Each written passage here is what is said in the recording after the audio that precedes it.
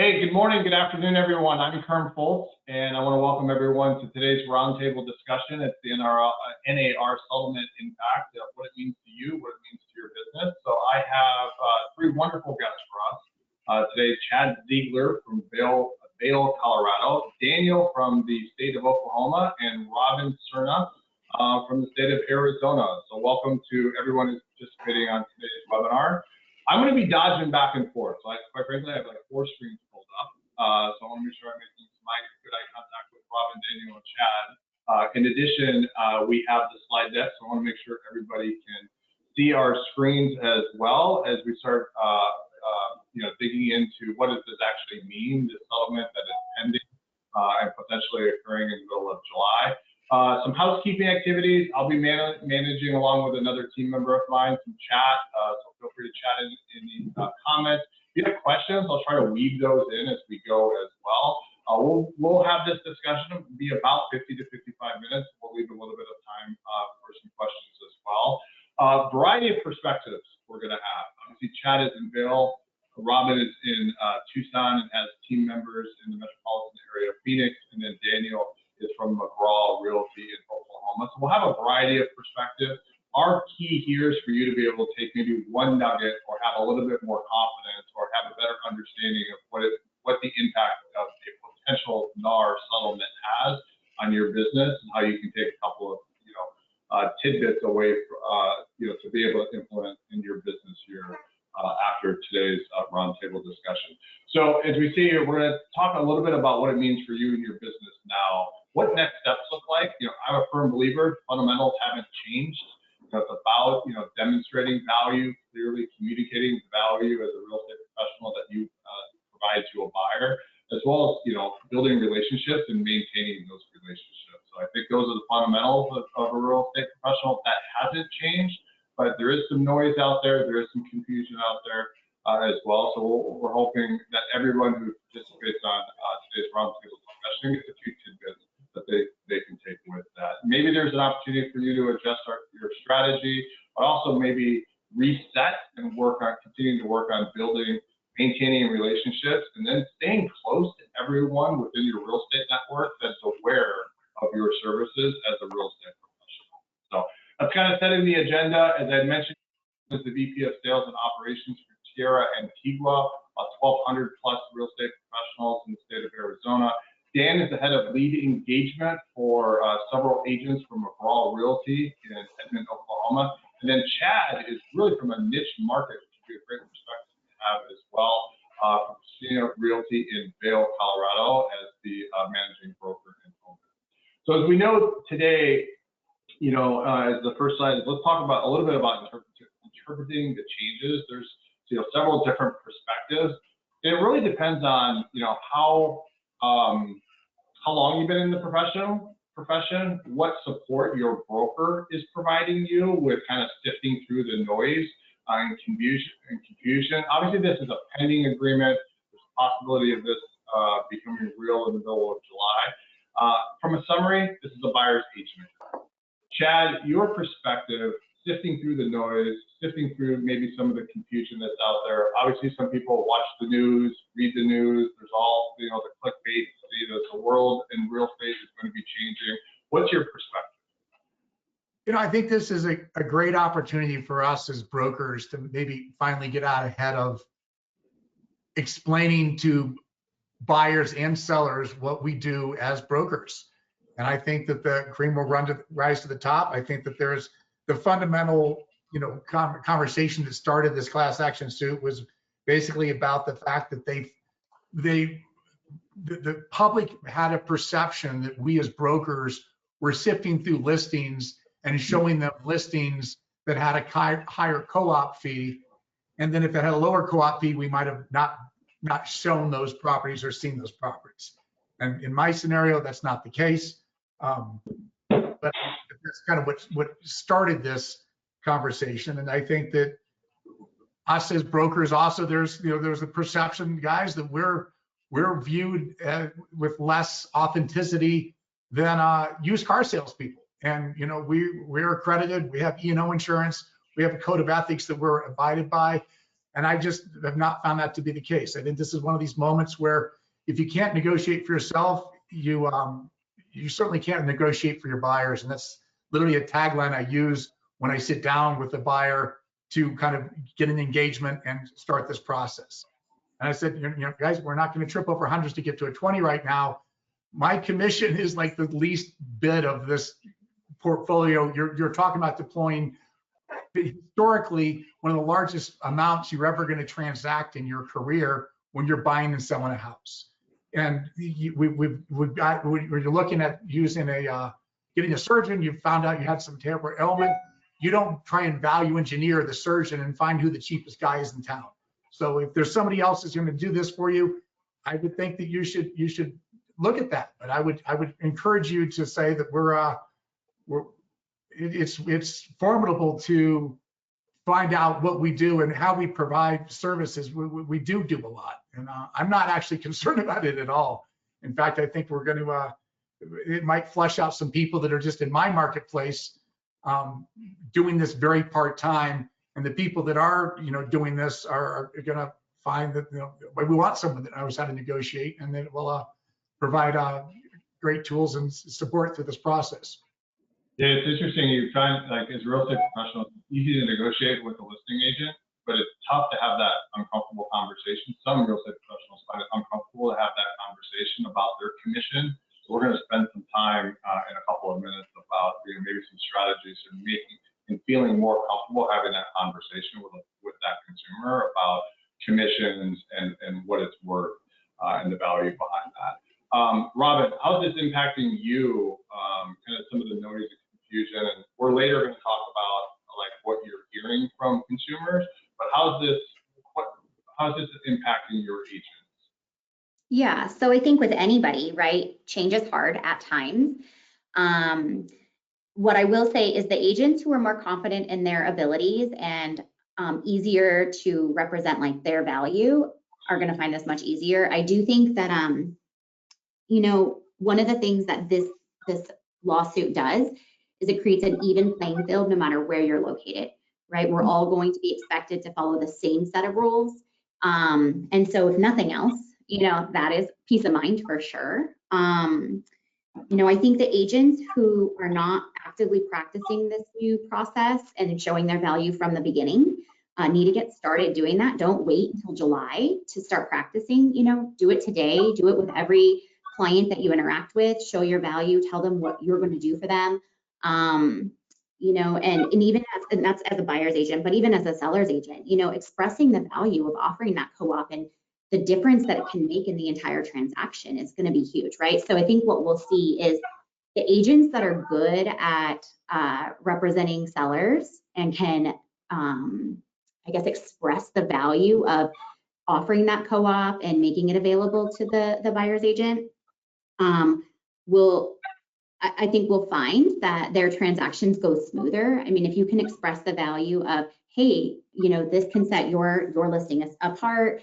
It can make for a better transaction, a smoother transaction, more traffic into your property. All of these things are what's gonna, help sell your property. And so if you're able to express that as an agent on the listing side, that's only gonna help. So I would just say, don't bury your head in the sand. Don't wait until July until it's official. Start practicing now. Nothing is fully settled at this point, but don't wait to start practicing this right now. Hey, Robin, obviously you have 1,200 plus agents. Some are new to the business profession. Some have been there for a while. Which ones do you find are more comfortable with this, pending settlement? I would say the ones that, kind of like Chad said, aren't doing this as a hobby. If they're doing one transaction a year, every other year, I think it's going to be tougher because you're not interacting with as many clients as you would be. I will say, over the weekend, for example, I met with 3 different buyers and not one of them brought up the NAR situation at all. 3 different people, not one of them brought it up. But just to answer your question, I guess, the agents that are actively partaking in real estate on a regular basis, the ones that are showing up to the offices and are interacting with their peers and being plugged into the industry, I think you're going to have a much easier transition than the ones that are not. So I would say that's another kind of place to start as well. Easier to ask for help too, Yeah, and you can role play with your peers and kind of practice it. I think it's something that is going to take some practice for people who aren't super comfortable. So the more that you can start talking to it, the more you can practice at home with your spouse or your friends or your family, or your coworkers who are actually going to give you the real deal. I think it's going to be easier for them to talk to it. But quite honestly, I think Daniel mentioned it and Chad is, you should be showing the value from the minute you meet your client, even before you meet your client face to face. You hopefully you're showing the value from the start. And so this should be really a non-event, quite honestly. Dan, your agents, it is a non-event. Like you had mentioned before we got started, you have a 100% adoption from your team in this buyer's agent agreement. How did that happen, and what impact has that already had on your business? Saved a bunch of time. We have a unique situation here, and I think a lot of agents needs to adopt it. Both Chad and Robin have hit it about the value, but there's another thing. In 2008, we went through this. I'm with Union Home Mortgage, but I helped manage a market leader team with my wife, which is one of the larger teams in McGraw. But we learned in 2008 that we need to learn how to leverage relationships to make sure that we have more value to our customers. And so in 2008, the mortgage industry went through what the real estate industry is going through right now.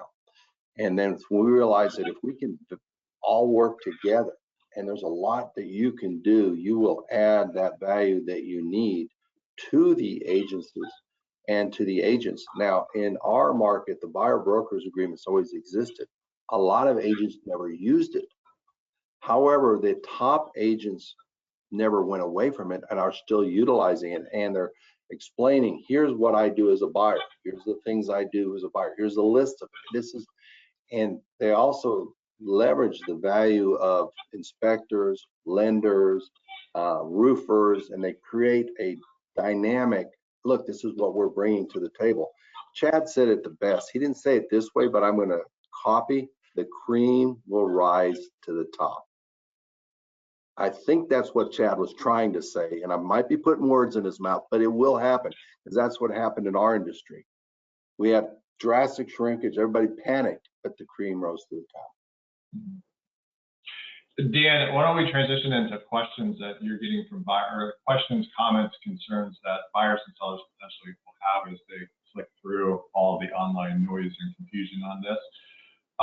You're obviously getting a 100% adoption. You guys have both mentioned the cream will rise to the top, but the types of questions and concerns from consumers aren't different if it's an agent who only does 1 or 2 transactions a year, or it's an agent that does 20, 30, 40, 50 transactions a year. So the questions are exactly the same. It's how they tackle those questions and how they address those questions and provide confidence in their services. What are some of the things that you're hearing, or maybe not hearing, as Robin had mentioned, from buyers and potential buyers? Well, the biggest thing that I'm hearing is, as my primary job as a lender is, why do I need to use this, and what exactly? And that's where a great relationship is huge. I'll give you a great example that happened to me while I was on vacation, and when a client called me and was referred to me by a buyer's agent, referred to me. I spent the time, met with the clients face to face, had a cup of coffee, a hot chocolate, built that relationship with the agent didn't, which that is one of the things I try to tell agents: take the time and build a relationship. They were actually thinking about going with another real estate agent. And they said, we want to keep you as a lender. But we're thinking about going with this other agent because they're through Redfin and stuff. And I just said, give me their name. Look, they did one deal. Chad's going to love this one. And I said, well, you have a choice. As a choice as a buyer, that's always your choice. However, the person you're choosing did one deal for $276,000 in 12 months. The person you're leaving did 31 deals for $8.5 million. So you're going from inexperience to experience. Yep. And that's where building and leveraging relationships are going to be really, really critical going forward for the real estate agents. Is develop partnerships with your lenders, with your roofers, with your home inspectors. We do that, and it's amazing how that works. And we got 2 tidbits coming, Dan, that I'm going to have you share with some of the things that you've recently done to maintain relationships or to create new relationships with vendors, along with like growing your referral network here shortly. Hey, Chad, you had mentioned, you know, the 3%. I think part of the noise is potential buyers believe that 3% will become 2%, will become 1%, or maybe some agents will just offer a flat fee. What are some of the questions that potential buyers come to you that are, you know, that they are sharing with you that then allows you to talk about that 3% value that you're providing? Sure. So my office policy is 6% fee, and I pay a 3% co-op. Is my fee negotiable? Yeah, it is negotiable. And I'm in a market, I'm very blessed to be in a market where I oftentimes have 8-figure transactions. So economy of scales would impute that I do have the ability to negotiate my fees a little bit, but quite honestly, I really don't. I don't look at that as, and I use the same line with people that, you know, this is not where I have a lot of value. And if you're really concerned about that, I'm not sure that we're going to have a great partnership right now. I was having a conversation literally yesterday with a client who I also represent a fractional market, where there's a hotel in Vail that I helped build a fractional program. And when I'm representing fractionals, my fee is 10%. That's right, guys, 10%. And I offer a 4% co-op. And why do I do that? Because I help develop it, and I'm going to spend the majority of my personal time in that experience explaining how this very weird wheel is created called fractional, and people have to understand that. And my seller at the time got it at the end. He's like, I get it, Chad. You sold me the property 15 years ago. I've seen you and your team in the lobby, you know, almost every weekend on some level with open houses.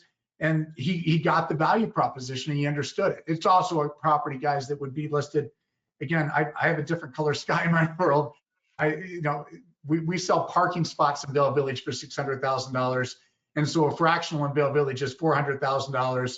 And so if you're trying to get the attention of a co-op broker, you tend to have to offer a higher co-op commission. But I think it's just one of these where I just think it's important to get out in front of it early. Fire the bullet at them before they fire it at you. And just sit down with these buyers and explain to them, just like what Daniel said, what do we do? And when sadly, I've been doing this for 30 years, and I've made most of my buyers instant money on the day of closing when I've transacted with a for sale by owner. They are over their skis. They don't know what they're doing. And I out negotiated them. I'm a buyer's agent. This is what they've engaged me to do. And there have been moments where at the day of closing, these guys have made hundreds of thousands of dollars in the day of closing because I was helped them to navigate. Daniel brings up a great point. I have a great team. I have plumbers, roofers, home inspectors. We camera the sewer lines, guys. I'm in a market where Vail was developed in '62. Most of the properties we're transacting are 30 to 40 years old. Well, in my market at 8,000 feet, the roofs are potentially wood shake. Well, you can't get insurance. So you need to have brand new roof, and that could be a $100,000 conversation. We camera the sewer lines. The sewer lines might have settled and they're not, they're broken underneath the ground. That's a $40,000 problem in one of my recent transactions. So when your buyer starts understanding what you're going to do and how you're going to help them with navigating, and even boiler rooms. Again, you guys are in different segments of the world. My universe is focused on Vail, where we get, 6 feet of snow during the course of the year. I educate them on the age of a boiler, and if it's a metal pipe, it's 50% efficient, meaning 50% of the gas goes out the chimney before you even start. And if it's a plastic chimney, it's 95% efficient. And so when I start working with buyers and we start walking through homes and I start showing them some of these things, all of a sudden I have that relationship. They're like, wow, Chad, you're really going to help us navigate that. We would have never known to ask for a boiler inspection. And that's going to, the boilers in my market could be $20,000 to $100,000 based on the size of the home and if we're heated the driveway. So there's all these little nuances that we have to kind of position ourselves and explain to the consumer what we're doing. And again, I go back to the fact that we as an organization have done a terrible job explaining what we do as brokers. And this is a great opportunity for us to get out in front of it and really, have people understand what we provide. Before we go to Rob, I'm going to have Robin share with 1,200 agents that how to have that conversation behind transparency with commissions is super valuable. And obviously with 1,200 agents, you've had those conversations. Before I go there though, Chad, many people that are new to the business or primarily work on the buyer side tend to now, some of the noise is, I want to be a listing agent. I want to avoid all this. I want to avoid the conversation. And they're really leaving dollars on the table. I mean, 28 million people are going to move in 2024, just like 28 million people moved in 2023 in previous years. Some will be moving, as a renter. Some will be future first-time home buyers. Some are homeowners that will be, selling and moving. So if you avoid being a buyer's agent, you're leaving dollars on the table. Chad, what do you share with some of those real estate professionals who are thinking that way? Well, I'm just going to avoid working with buyers. I mean, I think you kind of hit the nail on the head here, Kurt. Why would you want to limit your ability by 50% right out of the gate? And I just, there's no scenario in my view where it's just so easy, guys, to diffuse this problem and just address it before they bring it up. They're all thinking it. They've all read the same article you read last week in the Wall Street Journal. I'm going to sit in the car because I agreed to a fee of $500. So here's the keys to the house. I mean, it was comical. And that was the Wall Street Journal. I mean, so this is, there is such a blatant just disillusionment of what we can offer and what we do as brokers that it's, I just feel like you just need to kind of embrace it. And quite honestly, it will separate, it'll separate folks. And the people that thought this was an easy grab and something we can do as a part-time job, and this will be easy. Well, those folks will probably decide not to do it. And quite honestly, that's probably a blessing for us, because those are probably the people that are not educated, that aren't doing the one transaction a day or a year, versus the people that are doing it every day, grinding. We're just better at what we do. So I think that it will sift out people, and that's probably okay. It's just like the 2008 analogy that Daniel provided from a mortgage lending perspective. In 2008, in my market, we as brokers also had a huge, scattering of people that were just doing it part-time, because in my market in 2008, it stopped the music.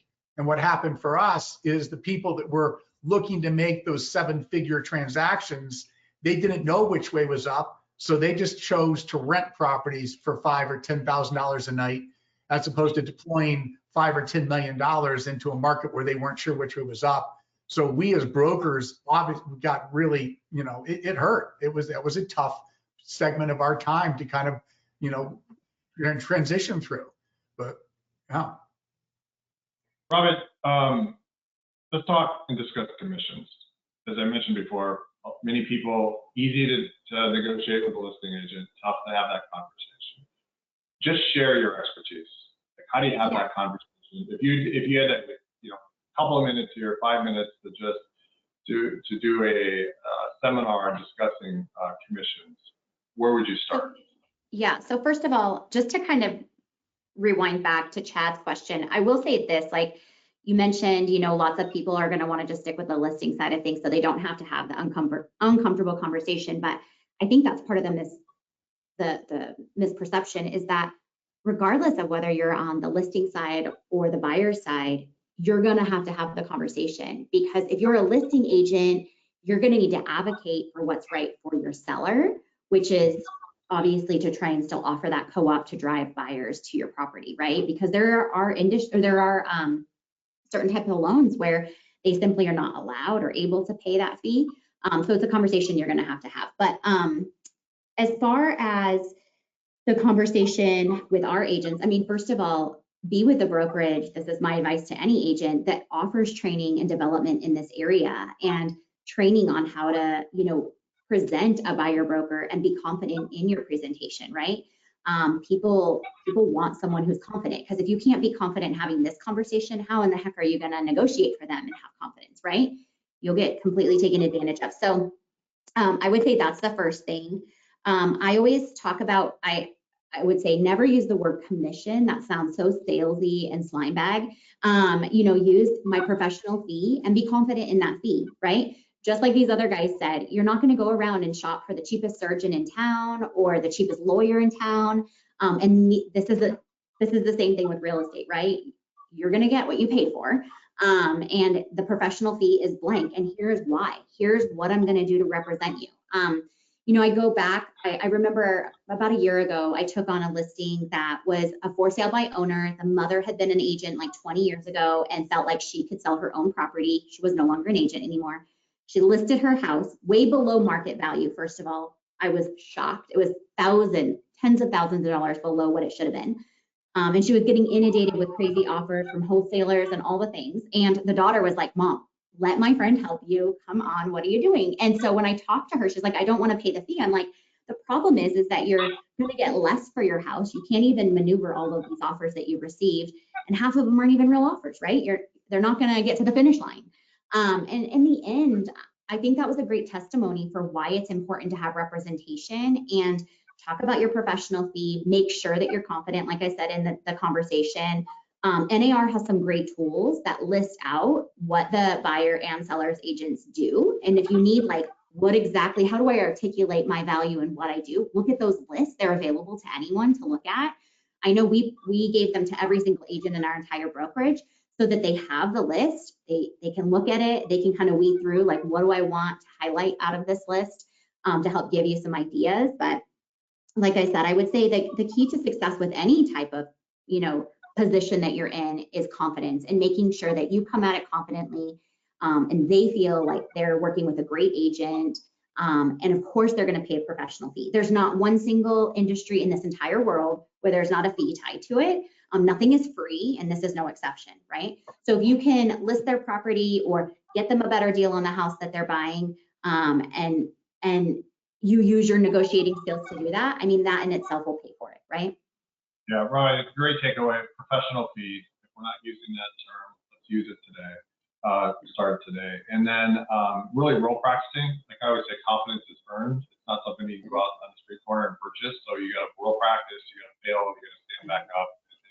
You got to do the uncomfortable things in order to feel comfortable and confident. The other thing too is, to providing value, Dan, is kind of almost walking that potential buyer, or even we do this a little bit on the selling side, but we should do it on the buyer side as well. And Chad mentioned, some of the vendor relationships. You do a really nice job with the team, kind of the whole buying journey of who you're getting them exposed to from a vendor standpoint.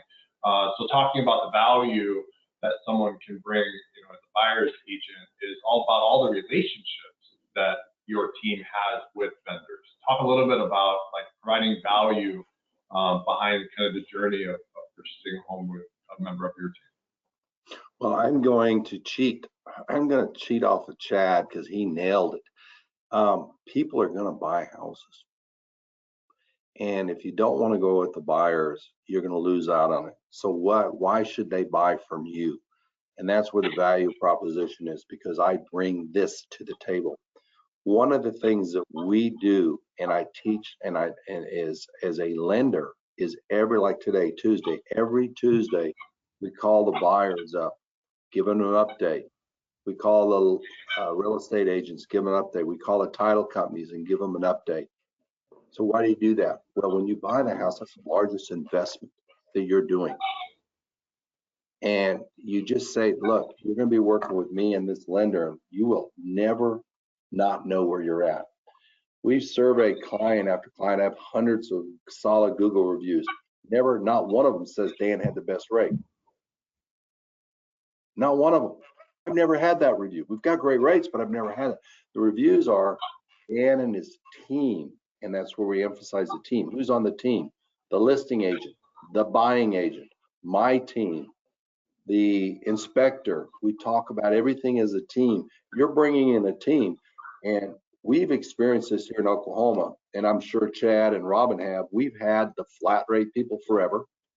We've had the FSBO people forever. We'll sell your house. We've had the 1%, and it's ironic. They haven't increased the market, but they've been here forever. Why? They don't have that value proposition. And so I love what Chad and Robin said, that, you know, you just leverage that. And one of the things that we do a little different, I don't know if nobody's mentioned, is leverage it by showing home buyers events. Invite the people. We host 12 to 15 events a month in my mortgage company. And it's about bringing in the roofers, the title companies, the real estate agents, and we do home buyers events. Like we just closed on a deal this morning, and tonight we're going to an adult beverage place. And the buyer's agent, the listing agent, the clients are bringing 6 to 10 of their friends to happy hour, and we're going to celebrate the closing. And we also invited the home inspector. Wow. You gotta, Dave, you gotta do this up. Yeah, because you shared this with me on Thursday. It's a good transition to building and maintaining relationships. You call it a closing party. Yes, we do a lot of them. Okay, so talk a little bit about who you invite to that closing party, and then you allow them to invite others. So you're expanding your network a little bit, I believe. Right. And then you get them to do videos talking about the value that you were able to provide. Share all this again. I think we weren't paying attention. We might have missed it. I think this is a good nugget for people to take away. Well, the two things I think you mentioned were the videos and the parties, so we'll focus on that. The first one is the videos. When you have a closing, have the buyers talk about, whether it be buyers or listings. Don't stand there with a sign, I closed in 2 days, under contract in a day. Have them do a video. What did the buyer do to help you? What did the buyer's agents do? What did the lender do? Well, the lender communicated every week. The buyer did this, the buyer did that. Have that as your video. Share those videos instead of the sign. I'm not saying anything about the sign, but the video, and especially if you do it live, holy cow, the impact is enormous. Then, instead of inviting people for a closing, and I have no problems with closing gifts. I am not saying anything negative of closing gifts. However, as your vendor partner with your vendors and say, look, I'll tell you what, I got a title company. Title companies are tough to do, but I've done them before. But you might have a home inspector that they suggested to use, your lender, the listing agent, buyer. Tell you what, let's celebrate this. We can either do a move-in party. We did one while I was on vacation. We hosted one. Well, I just did the money. We hosted one on this couple that moved, a homewarming party. They had 24 people there. Now think about it. The buying agent had 24 new people at a house. How powerful was that? Think about it. We had a guy, we had the buying agent, the listing agent, the builder, we had the home inspector, we went to another adult, you know, I might be an alcoholic now. But anyway, we went to a brewery, and it was a lieutenant in the Air Force that just got moved. He invited 10 other people from the base for alcohol. Limit 2 drinks, by the way. Always at my events, it's 2 drinks. And the builder got to meet 10 new people. The listing agent got to meet 10 new people. The buyer's agent got to meet 10 new people. Say, oh, Dan, the listing and buying agent, did they fight? No, they worked together. Yeah, those are 2 good takeaways. Yeah. Really. Rob, obviously, Daniel had a couple of examples of building relationships. Building relationships, the key, not painting everyone with the same brush. What are your kind of like techniques or strategies that you like to share? Just in terms of building relationships, I mean, I would definitely say I treat every client like they're my friend, you know, and they become my friend, right? So get to know them, get to know their kids, you know, call them by their first name, like the kids by their first name, talk to them like they're part of your, you know, part of your friend circle. I feel like that is huge. That goes a long ways. This isn't just a transaction. This is the biggest expense they're ever going to make. And then one of the things, and we use Market Leader for this, so this isn't like a shameless plug on Market Leader, but is stay stay current with them because people move all the time. People upgrade, people have life changes, and they're gonna either remember you or they're not. And so it's not just a one-time transaction, it's a long-term relationship. Make sure that you stay top of mind, use those marketing drips, use those, I do pop buys for my clients as well.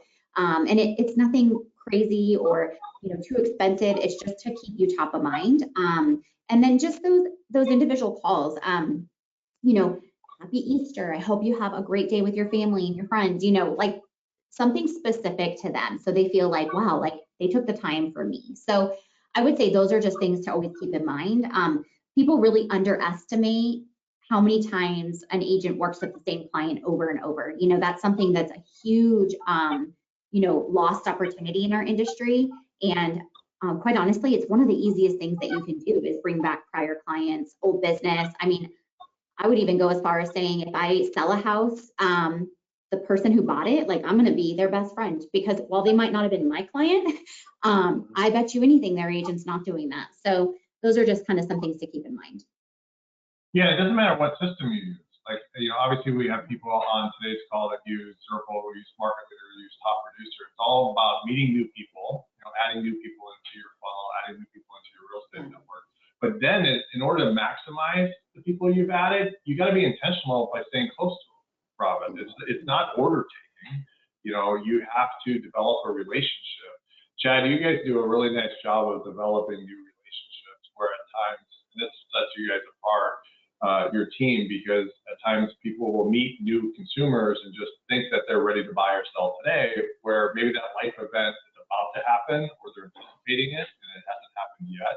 What are some of your, thoughts that you would share with someone who's maybe struggling with developing relationships or staying in touch with consumers that may have a life event occur in the future? A couple of things that my team and I do is 6 months after closing, we will email them the settlement statement because they're going to need it for their taxes. And we've all gotten those calls where they're doing their taxes and they're trying to get a hold of that settlement statement. So we proactively kind of have a little calendar where we just send that email out. You're going to need this at the end of the tax year. We just wanted to have this top of mind for you. And we touch them with that. I think there's some, and I don't want to. That's helpful. I had to make that call once. That is helpful to be able, that's a takeaway. 6 months later, and then settlement, and it provides you a reason to reach out and have another conversation. That's it. There's a NAR statistic that the average transaction that brokers do, like 78% of them don't get a second deal out of that client. And you've already developed the person, guys. This is so easy. It's an easy grab. This is literally the low-hanging fruit to just stay in touch. I do a lot. I have a fairly heavy market presence on social media where I don't just go on and say, hey, look at my new listing. You should buy this house. I say, hey, it's the middle of January and here's my snowblower. And you guys probably didn't think about buying a house on the sunny side of the street or which snowblower to buy, or that this is a shear pin. And when it's 10 degrees outside and the shear pin breaks on the Aries snowblower and you got to put a new one in with your gloves off, it's miserable. You should buy the Toro. It's just little data points like that that I try and provide with, just literally to provide value of information about buying and transacting a house in my mountain community that I found to be helpful. Kind of like Daniel, I'm trying to get better at, I actually always do closing dinners. And I do small closing gifts, guys, but again, they're not going to remember the gift, but they're going to remember this. They're going to remember the memory. So I typically take my team and their clients out for dinner and we whoop it up and have a nice meal. And now I just took a takeaway from Daniel. I agree, man. We should be inviting the other side to the team, and we're all friends. There's enough to go around. There always is. I think that's a great one. That's the one I wrote down. Is I'm going to start doing that where we do a closing dinner. I've got some great caterers and do something at their house, and they can invite some people. Like, why the heck not? Like, my gosh, that's one that I just grabbed. So I think that was good. So that's nutshell what I've been doing, Kerm. Chad, it's a scary stat when someone doesn't get that second transaction or that third transaction, but had the original transaction. Quite frankly, I bought my current home here like 13, 14 years ago. The buyer's agent has not stayed in touch with me from a real estate perspective, so I've gone elsewhere, to get real estate information, and so, quite frankly, he's lost that business. Whereas I think it's almost like 26, NAR did a survey that I recently read, I think it was like 27% of people move within 5 years. Mm-hmm. So then that could be renting or buying, but that's a high number, 1 in 4 within 5 years. So I use that same data point. I go back to my database of deals from 4 years ago, and I ping those people. Just checking in. How's your house? Do you need help with painters? Remember you had a wood shake roof. Do you need some recommendations? And they love it. And it's just going back through, sifting through your data you've already got, because that's 100% what transacts in my market. It's 3 to 5 years in my marketplace. Yeah. That's a great call out too in regard to reaching out with potential painters who've been in the house 4, 5, 6 years. I know this painter over here that's done a really nice job. If you ever need with painting, how are things going? Yeah. Robin, here's a question that someone chatted in. How do you, and I'm just reading it verbatim, how do you work into the conversation with either that buyer or seller that all commissions are negotiable? Do you bring that up initially? Or it's just, here's the percentage, or here's the co-op to 6%? I think when you say, here's the professional fee that I charge, the conversation does come up, and I've had people ask me, is this something that can be negotiated? Absolutely. But I feel like in this industry, you pay for what you get. And, I'm not going to do a cheap job marketing your property. I spare no expense with that. I would never come in and take photos of your home with my iPhone and post them online, because if we can't get people into the house, we certainly can't get it sold. And so I think just don't shy away from it. When you say here's the professional fee I charge, that comes across very different than the industry standard is blank. That's not the right terminology to use. Here's what I charge. Yeah. Cool. Chad, you have a team that's here. One of the questions is, who's responsible for final representation as sole proprietors? I'm not exactly sure. Have any thoughts on that? Who's responsible for buyer representation on sole proprietors?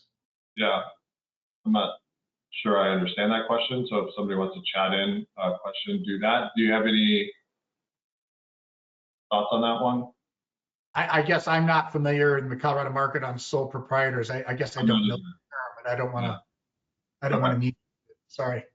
No, that's fair. I'm not as well. So if anybody has any questions, feel free to chat in those questions, or Lauren and myself will direct them to me to be able to answer. Dan, what are you looking forward to in this? In mid-July, I think you had mentioned everyone's going to be on the same playing field now. Is that a good thing for you? Is that is it good for the business to have everybody on the same playing field? Yeah, I think it's just the cream's going to rise to the top. I mean, it boils down to is, people are going to buy a house no matter what. Why should they buy from you? Seriously, what separates you? And those are the people that are going to succeed. I mean, you think about it, if you want to look at it, if I'm buying a BMW, I'm paying $130,000. Why buy a Nissan? I'm only paying $40,000. Well, their car, they got 4 wheels. What's the value add? What is the value add? So to answer your question is really, I think what's going to happen is you're going to see a lot. And then once again, Chad and Robin both mentioned this. You're going to see a lot of agents that don't know how to work.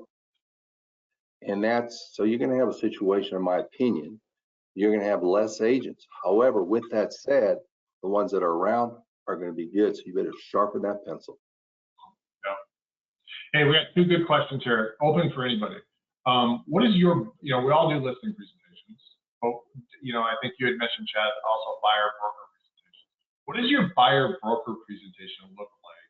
And then I think we've answered this, but how do you handle objections to the buyer broker agreement? So either one of those for anyone. What does your buyer broker presentation look like? And then how do you handle the objections to having to sign a contract before, quite frankly, getting in the car or viewing homes or even an open house?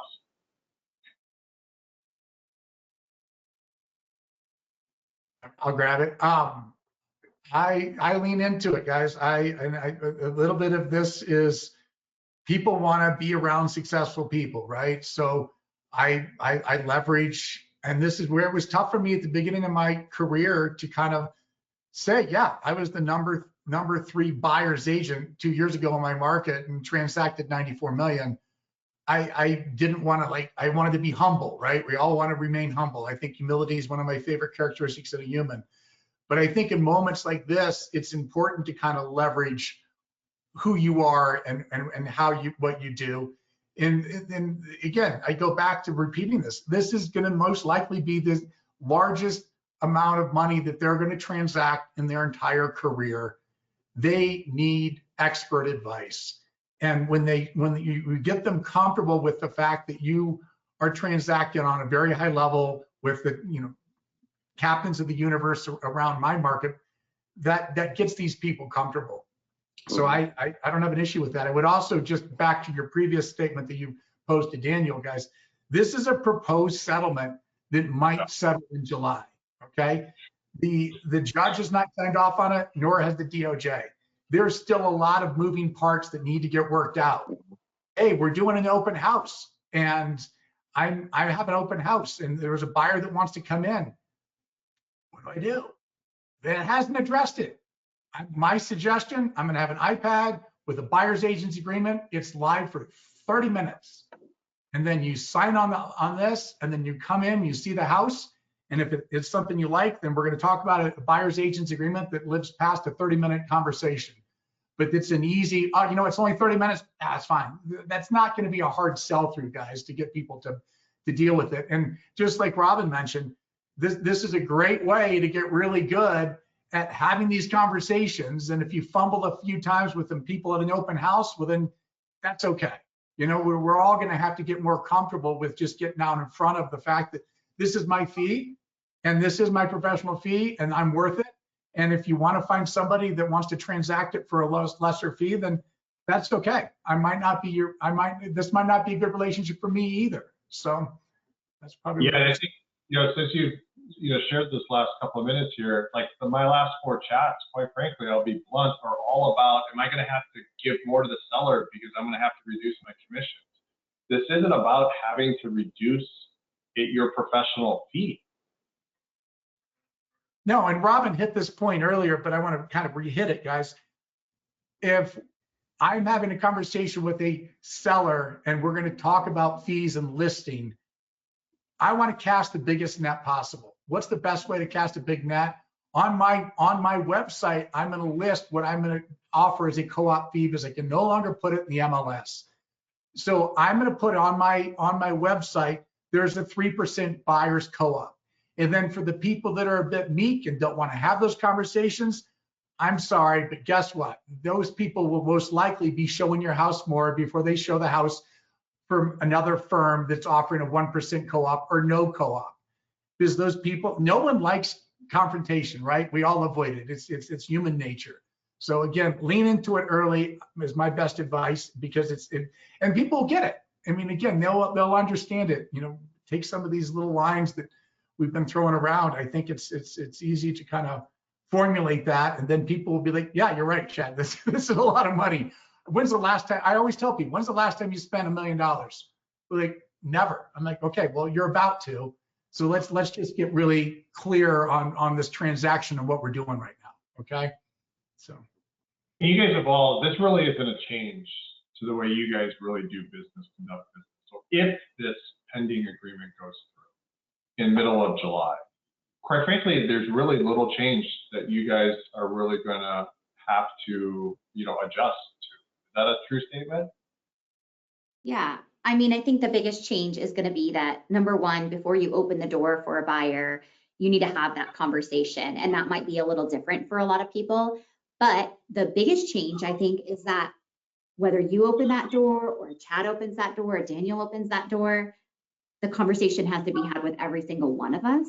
Whereas before, maybe some people would have it, the other ones would not. So I think if anything, it's just going to level out the playing field. And it doesn't matter who they go to, they're going to end up having to have the same conversation with each of us about the buyer broker and just getting comfortable with it. So if anything, I think it's just leveling out things a little. Can I add something? Because I disagree with you. And I'll tell you why. I look at it in my mortgage team, we have a different philosophy. We think this is going to open a lot of doors for us. We think it's going to, because our whole theme has changed for 2024. We close a loan on time, we get a C grade. We close a loan on time and 7 days earlier, we get a C grade. That's it. That's our job. That's it. How do we get a B and an A? B is by we helping the referral partner increasing their business, and A is if we give them a referral.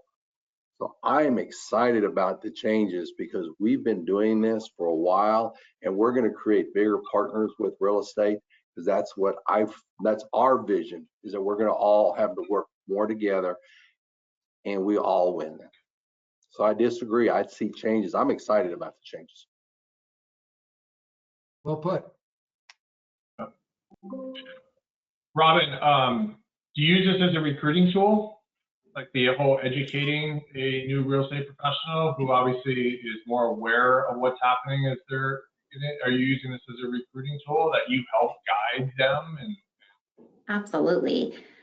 I mean, to be honest with you, we've had an influx of agents coming over. And I think a big part of that is that when they know they have local support, 24-hour broker help from multiple brokers on staff, and then also 30 to 40 trainings a month that our team offers that are relevant in today's world. They're not recorded trainings from 6 months ago or a year ago. It's today, what's happening right now in the market, because it constantly is changing. Agents want the training and development. They want the help. They want to know that they're with a broker who is going to be there to help them and make changes on the fly and pick up the phone and answer the phone and, or come into my office, let's sit down, let's talk about it. So that does make a difference. And yeah, it's part of our recruiting strategy for sure. That's why we're the largest brokerage in Southern Arizona. It's something that we've always used as part of our strategy. Yeah, I was curious and about it's going that. to be more important than ever, right? If you're being managed by a broker who's not local and that don't have an office, and you can't sit down with some of your peers and do a masterminds and things like that's impactful to people. So Yeah. something to consider. And some people will also think, well, the market is really, well, your market's different, your market's better, stuff like that. Chad, you're in a very niche market with very, it's about, there's only so much market share that can be captured. You're obviously, you and your team have done very, very well. What do you say in regard to, well, the market is the reason why I'm successful or not? There's 800, I don't want to, I'm sure I'll be correct, but let's just say there's a ballpark of 850 brokers in my marketplace. And this is clearly an example in my marketplace where 90% of the deals get done by 5% of the brokers. And everyone's like, oh, it's so competitive, Chad. Are you concerned? I said, I'm really not. And honestly, guys, if you keep up with your continued education and you stay educated, I sadly kind of think, and again, it kind of goes back to what Daniel said, it's really easy to be exceptional in this field if you are committed and you're not afraid to kind of roll up your sleeves and have an impact and stay current.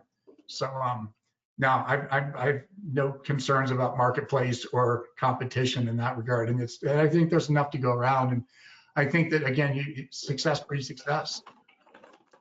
Well, buyers, here's a question, and I don't know the rules based by each different state, but a question came in: how do you prevent buyers from signing the exclusive right to sell with different agents?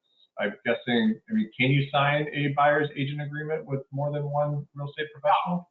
There's on the Colorado form, which is the only one I can speak to with authority, there's literally a box you have to check that says you're not in a relationship with another broker or haven't been. It's a box you check, so they literally read it. And when you go over it with them, make sure you discuss that, guys. Like, have you signed something with someone else? This was the first thing I engage with people right now in this current environment when they walk into an open house. Are you working with a broker? Like it's part of our fiduciary duties to and make sure that we understand how to engage that client that's in front of us of finding out, are you already working with a broker? It should literally be your first question before you start giving any information about the property. Yeah, maybe you can help on this one too, because I know we've been covering a lot of different things. So here's a chat. I've been a full-time realtor for 17 years. I've always explained to sellers and buyers who's responsible to pay an agent's fees. So is the only change, and I think I want you guys to correct this. So is the only change is we aren't going to be able to put it on the MLS. What truly is going to change in your guys' thoughts? I mean, yeah, you're gonna, go ahead. There you go. I was gonna say, yeah, that is one of the changes, is that you're not gonna be able to put it onto the MLS. You're gonna have to have the conversation with the listing agent at what that looks like individually, and or go to their website, go to their own personal, page or whatever, and see it from there. So that is one of the changes. And in having the conversation, the other big change is that the buyer broker, before you open that door, it's my understanding that that buyer broker needs to be in place with the buyer, which hasn't always been the case in some markets, right? And so having that conversation, and I would say those are the two main changes. Actually, there's a third one that's the biggest one, because we're all trying to figure out how to navigate and be polite and PC through this. The single biggest change in my view of this, you have to have a fee that you explain, I'm going to work for 2%, or I'm going to work for 5%, whatever my co-op fee is, and you have to have it in writing and agreed to before you engage that client. And by the way, can I game it out and say, I'll work for the smaller fee, and then if there's a higher fee offered, I'll get it? Nope, you can't do that, guys. You literally have to have a fee in your buyer's agent's agreement of what you're going to receive and be compensated for, and it needs to be in that agreement. And if I say I would take a 2.5% fee and I go to Robin's listing and she's offered 3% co-op, I'm working for 2.5%. That's what I'm getting. And that's literally the biggest thing that has come out of this lawsuit, is that they believe that we're only showing properties based on our co-op fees and what we're going to make at the end of the day. So I know people won't believe it on this call, but I don't look, guys. I literally I show property, and then at a couple of weeks before, I'm like, oh, what's that co-op I'm getting on that deal? And that's just kind of how I've been doing business. But no, that's literally the biggest thing. And there's no way to soft sell that or navigate it. You literally have to have an agreement. You have to say the fee, and you have to have that hard conversation with the buyer of, I'm going to work for a 3% co-op. If the seller's agent's not offering 3% co-op, I'm going to expect you to make that delta up to me. And this is why, and this is what I'm going to provide. I would also throw out there, if you want to go to YouTube, my attorney, John Goodman, if you just put in John Goodman attorney, he's done like 3 podcasts on this, and he's also in Colorado. His firm does a lot of the continuing education for this, and he's one of the sharpest arrows I've got in my quiver, which is always good to kind of have a good attorney in your background to understand and keep us all updated. Because this is obviously legal. We don't give legal advice, right, guys? So this is, I would say, go listen to those podcasts that John Goodman's put out. He's got 3 out on YouTube. They're 6 minutes of your life. It would be a great follow-up to just really understand this. Yeah, that's why intentionally, first of all, it's pending. Second of all, there's still a lot of, confusion as to actually what's in there. There's going to be some more things that will probably be negotiated if it even occurs in the middle of July. That's why we spent most of this time on today's call about like, hey, here are some strategies to have that uncomfortable conversation about having transparency with the commission. But it's all about building and maintaining a relationship, and then being able to be comfortable having the conversation about the value that you provide as a real estate professional, not only the sellers, but the buyers as well. Dan, what's your takeaway after today's call? I'll tell you what, I don't know about you guys, but thank you, Chad and Robin. I That's don't the know, goal. you guys kept looking me down. I mean, there's a lot of things that you guys said, because I'm more into the mortgages, and then I manage the lead team for Tempe and Leslie, and I manage that. I want to know more about what they do. But honestly, my biggest takeaway is I'm excited because we work with a lot of different people. And the more that we can all work together, different avenues, the bigger our businesses will get. That's exactly what the goal of this was, is to be able to find one or two nuggets that we can implement today. Chad, Robin, Dan, on behalf of hundreds of people that are on today's roundtable discussion, on behalf of all of us, so thank you very, very, very much for taking not just the last hour and a half with us here, but just the preparation and offering to provide your feedback and your thoughts on this. Absolutely. Thank you for offering this free tool for our agents. I think that staying educated and being on top of things is going to be what sets people aside and apart. So I appreciate that you guys always offer that kind of stuff. And everyone will receive the recording here shortly this afternoon with the recording in the slide deck. So I strongly recommend going back, or maybe even doing it once a month, and go back and listen and take some more notes. Something that maybe wasn't applicable today, maybe you'll be able to implement and make it applicable in your business next month or the month after. So thanks everyone. Have a great afternoon. Thank you, everybody. Hey, guys.